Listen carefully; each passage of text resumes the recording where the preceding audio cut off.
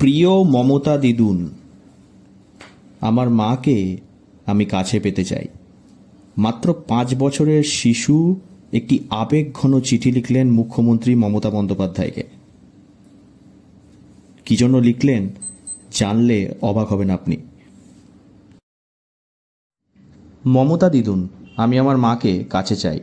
5 বছরের শিশু একটি অত্যন্ত আবেগঘন চিঠি লিখলেন পশ্চিমবঙ্গের মুখ্যমন্ত্রী মমতা বন্দ্যোপাধ্যায়কে। 2021 সালের প্রাথমিক স্কুলের নিয়োগপত্র পেয়ে সন্তানের কাছ থেকে প্রায় 600 কিলোমিটার দূরে যেতে হবে মাকে। নিজের খাতায় পেন্সিল দিয়ে লিখে ফেলেছে হৃদয় ভরা আবেদন। মাকে কাছে আনার আর্জি।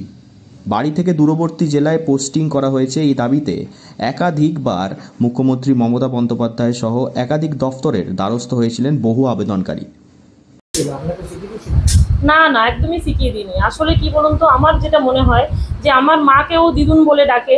এবার ও দেখে যে মায়ের সব কিছু সুবিধা অসুবিধাতে দিদুন পাশে আছে, তার মানে নিশ্চয়ই দিদুন বলা মানে উনিও হয়তো আরেকজন দিদুন যিনি হয়তো আমার মায়ের পাশে থাকবেন, হয়তো বা তাই। বছর ঘুরেছে, তবে সুরাহা মেলেনি। এবার এর প্রতিবাদে উত্তর দিনাজপুর রহতপুর এফপি স্কুলের শিক্ষিকা স্বাগতা পাইনের বছর 5 সন্তান ঐতিহ্য দাস রাজ্যের মুখ্যমন্ত্রীকে খোলা চিঠি লিখল। মুখ্যমন্ত্রীকে প্রিয় মমতা দিদুন বলে সম্বোধন করে তার আকুল আহ্বান, আমার খুব কষ্ট হয় মাকে ছাড়া, তুমি তাড়াতাড়ি আমার মাকে বাড়ি পাঠিয়ে দেবে। মমতা দিদুনকে তাদের মা কাছে চলে আসুক,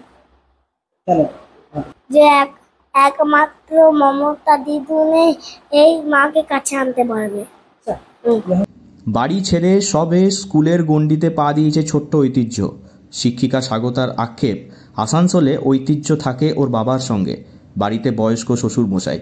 বাচ্চা অসুস্থ হয়ে পড়লে আমি মা হয়েও দেখাশোনা করতে পারি না। স্বাগতা দেবী তার ছেলের এই কর্মকাণ্ড দেখে সত্যিই যেন হতবাক। কিভাবে যে ওর মাথা থেকে এসব এলো বুঝে উঠতে পারছেন না মা স্বাগতা। তবে তার অনুমান বদলির জন্য অনেক দফতরের চিঠি লিখে আবেদন করেছে। ওর সামনে বসেই সেটা দেখেই অনুকরণের চেষ্টা করেছে ছোট্ট ঐতিহ্য। আক্ষেপের সুরে শিক্ষিকা স্বাগতা দেবী এও জানান, এই সমস্যা শুধু তার একা নয়, এই সমস্যায় অনেকেই জর্জরিত। মুখ্যমন্ত্রী যদি তাদের আবেদনে সাড়া দেন তবে খুবই উপকৃত হবেন তারা। এ বিষয়ে ছোট্ট ঐতিহ্য আদো আদো স্বরে বলে, মা বলেছিল একমাত্র মমতা দিদুনই পারে তাকে কাছে নিয়ে আসতে, তাই আমি চিঠি লিখেছি। তার মা কাছে চলে এলে সে আবার মমতা দিদুনকে ধন্যবাদ জানিয়ে চিঠি লেখার ইচ্ছা প্রকাশ করবে।